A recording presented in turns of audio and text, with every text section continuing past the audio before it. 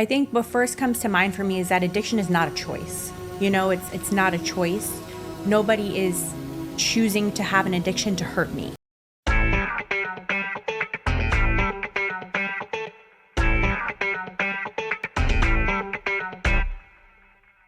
Hello, you guys. My name is Kingston. I'm here at Synergy Empowering Recovery, located in Beverly Hills, California. Today, I have the lovely Miss Amanda DePaulo, our LCSW and clinical director.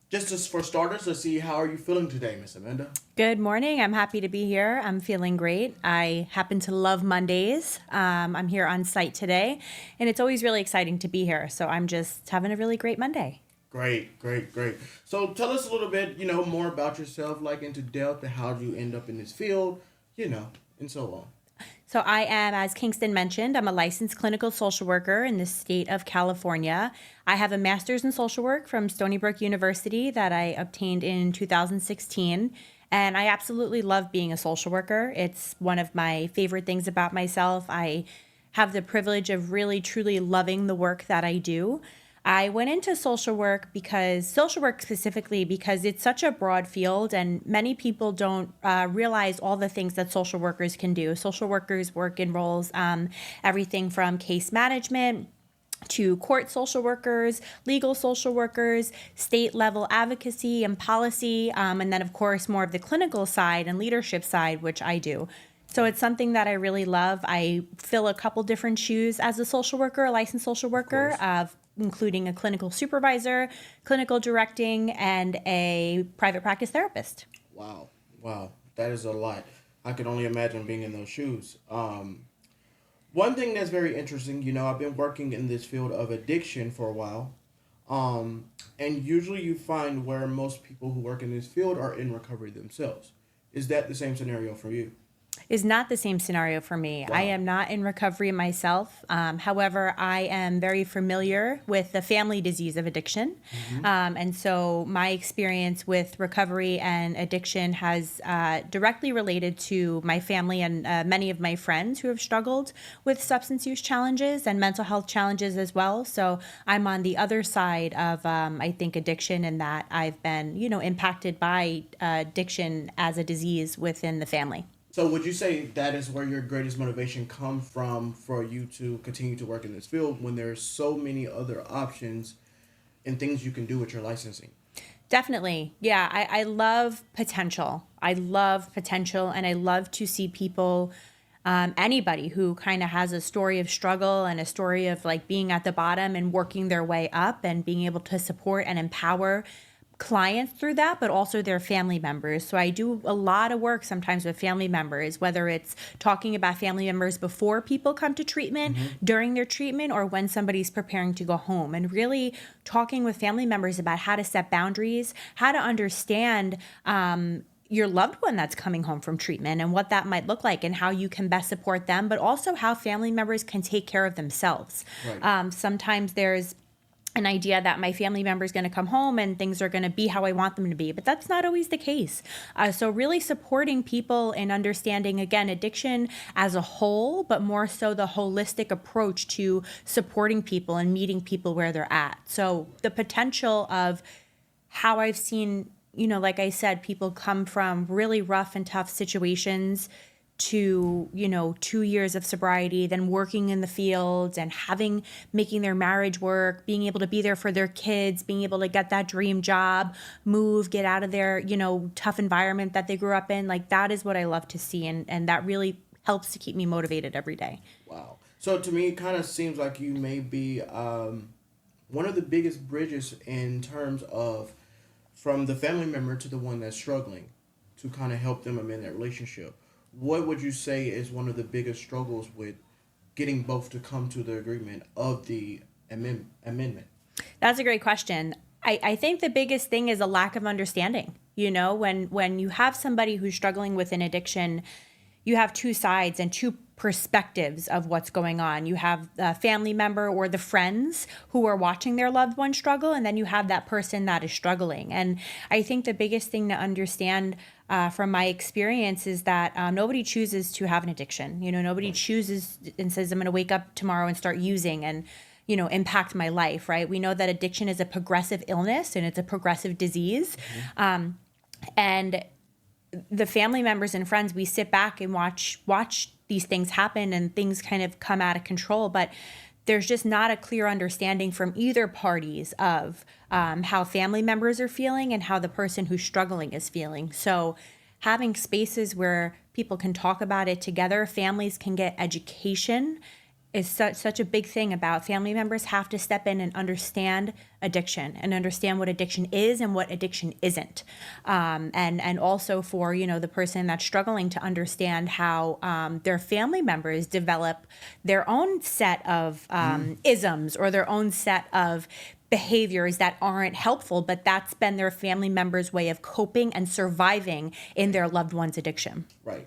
You brought up something that I think, you just opened up your next question is, what is addiction and what isn't addiction to you?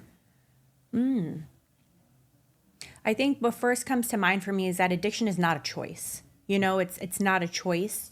Nobody is choosing to have an addiction to hurt me, or to hurt themselves. They are hurting themselves, but they're not making that active choice. And my perspective on addiction is it is a disease, and like I said earlier, it's a progressive disease. And I think that we live in a world where there's so much to be addicted to. There's so much to have instant gratification with, whether it's social media, whether it's Amazon Prime with shopping, whether it's video games, anything, right? Everything is so accessible. And really, if we think about the science of addiction, there's so much in our brain that goes on. When we're addicted, we're all always craving that dopamine. Every day from the second we wake up, we're craving that dopamine hit, that coffee, the social media, whatever it might be.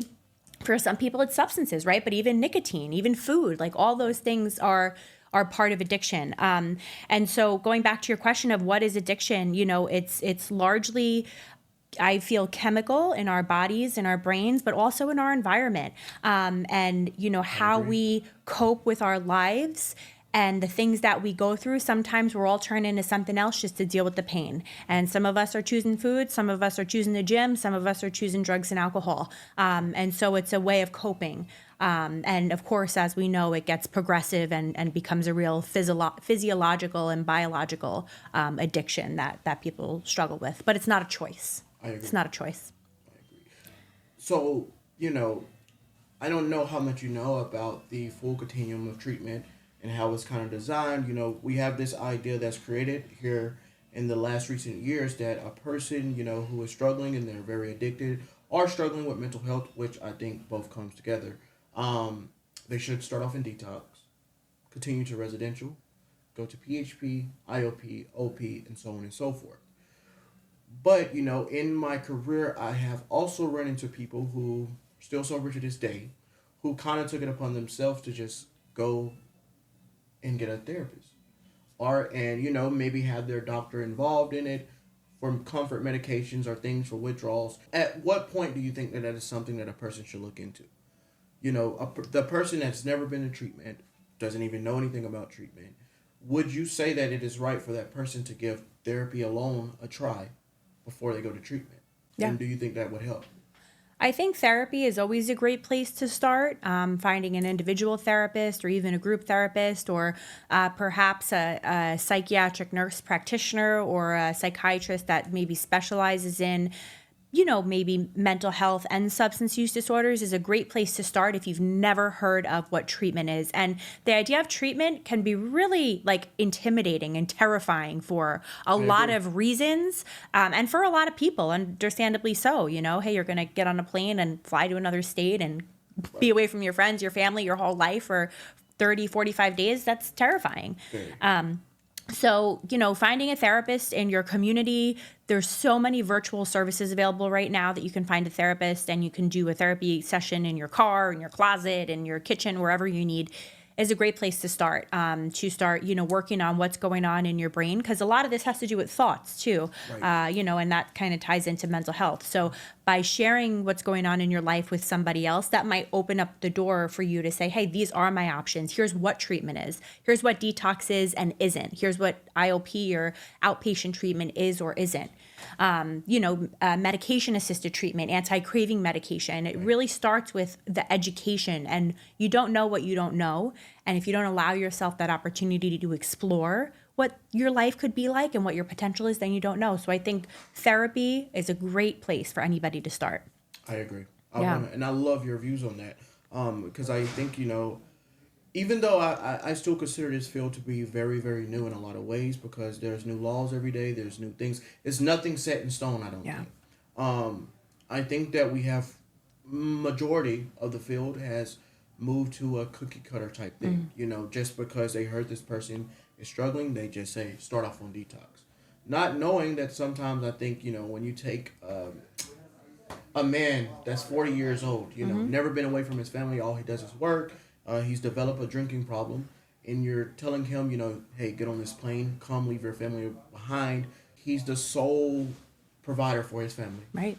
Right. His wife depends on him, his kids depend on him, even his parents, who are older in age. You get the picture. They all are depending on him, and you take this guy away while he's struggling mentally and with addiction, and you sit him in a whole new place, something he's uncomfortable with, and you suspect that to just be the perfect ideal situation for this person to get sober. I've seen in my experience many times where that, honestly, I think hurts some people more than it helps people, because they never had time to sit and think about, wait, can I get this bill taken care of? Can I get this taken care of? So while they're sitting in detox, they're sitting there and they're stressed. They're worried about all these things. So I definitely agree, and I'm glad I asked you that question. That I think for the one who doesn't know about addiction, that therapy probably is the best place to start. Absolutely. Even considering myself, I honestly think, I went to 4 treatment center episodes, and I think that maybe if I did try to talk to a therapist or someone, a clinician in some type of form or fashion, to help me understand what I was getting myself into, it would have helped. Absolutely. I don't deny that I needed detox. I don't deny that I needed IOP. I just think that a lot of the times when I messed up those 3 times, I think it was too uncomfortable to just jump into. Yeah. Yeah. I really can't think of our next question. Yeah. The one thing I will say, though, is I think us here at Synergy, we're really working on the unique approach to treatment. And just like you're saying, everybody has a story. Everybody has a set of circumstances that is unique to them. And so we're really want to try to meet people where they're at. If you've got stuff going on at home, whether it's legal situation or financial situation, like call us, talk to us about what's going on. We'll talk you through how we can accommodate those kinds of things within limits. Right. But we're here to support you, and help you to understand how treatment can work for you. We've got to make treatment work for people, not people work for treatment, and not make things hard for them. But if you're interested in even just having a conversation with any of us about what we do, what treatment can look like, call, email us. We're always available. DM us on Instagram, give us your number. Somebody will get in contact with you and have 10, 15, 20-minute phone conversations about what treatment can look like, and how we can work to support you and meet your needs, that are important to you, to help you be successful. So I think we're really trying to have that holistic and unique approach to everyone that we're working with right now. I love that. Yeah. I love that. Yeah. Love that. Well, thank you guys. Thank you, Miss Amanda. Thank you. Again, she is our LCSW. Anything you need, just reach out, as she said before, and we'll be happy to help you. Thank you. Thank you. Bye. Bye-bye.